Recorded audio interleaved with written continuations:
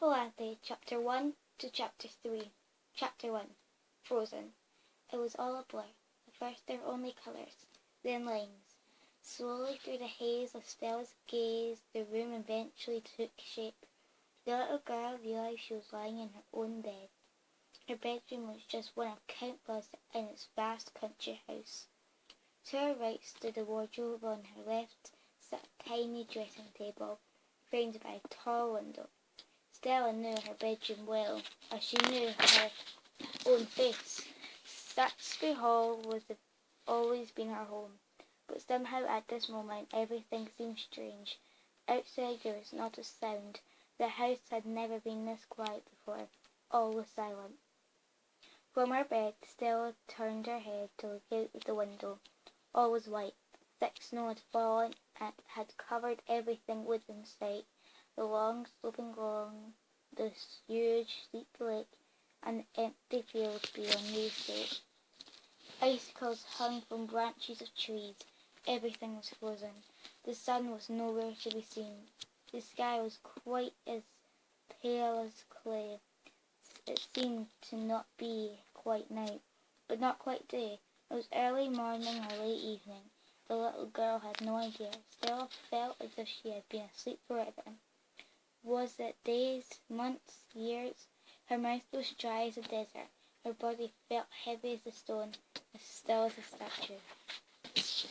For a moment the little girl thought she might still be asleep and dreaming she was awake in her bedroom.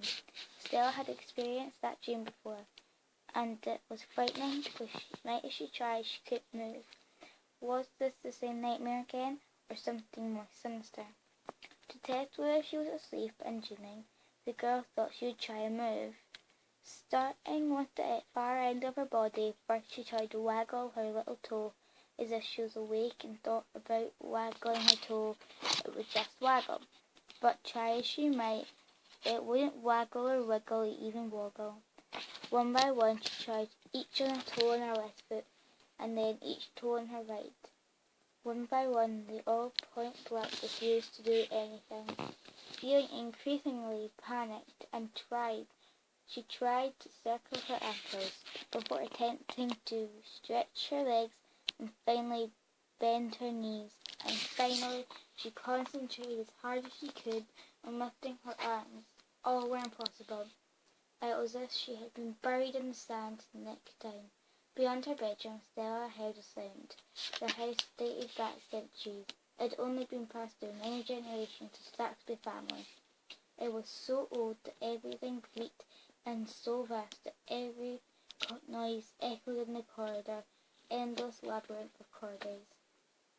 Sometimes the young Stella believed that the house was haunted, that a ghost stalked Saxby Hall in the dead of night.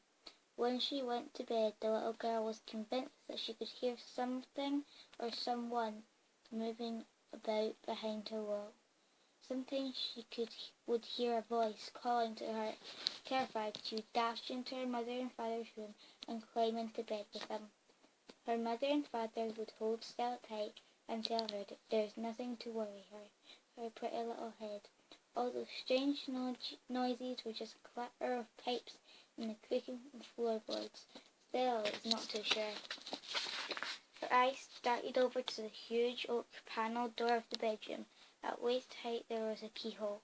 Though she never locked the door and didn't know where the key was, most likely it had been lost hundreds of years ago by some great-great-great-grandparent, one of those Saxby Hall's lords or ladies whose paintings were hung every few paces along the corridors, captured forever unsmiling oils. The keyhole flickered into the dark.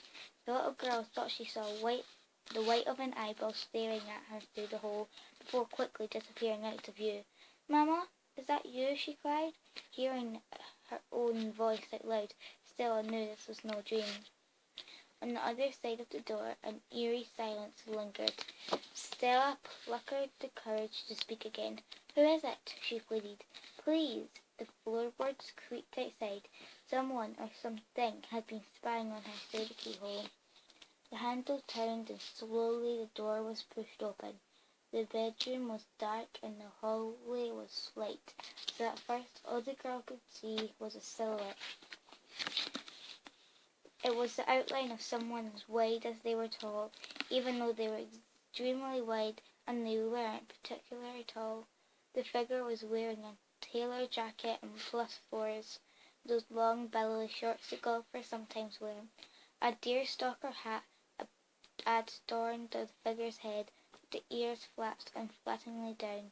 Just jutting down their mouths was a long, thick pipe.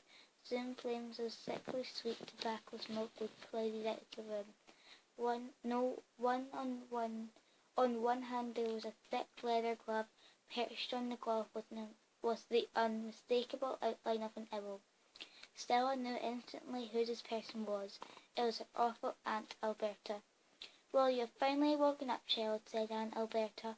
The woman's voice was rich and deep, like a boozy cake. She stepped out of the doorway and into her auntie's bedroom, her large brown steel toe-capped boots clumping on the floorboards. Now in the half-light Stella could make out the heavy tweed of her suit, and along the sharp talons of the owl wrapped around the fingers of the glove. It was a great Bavarian mountain owl, the largest species of owls that there was. In the village of the Bavaria, these owls were known by locals as flying berries. On account of their startling size, the owl's name was Wagner. It was an unusual name for an unusual pet, but then Aunt Alberta was a highly unusual person. "How long have I been asleep, please, Auntie?" asked Stella. Aunt Alberta took a long suck on her pipe and smiled. "Oh, only just a few months, child." That's the end of chapter 1. I will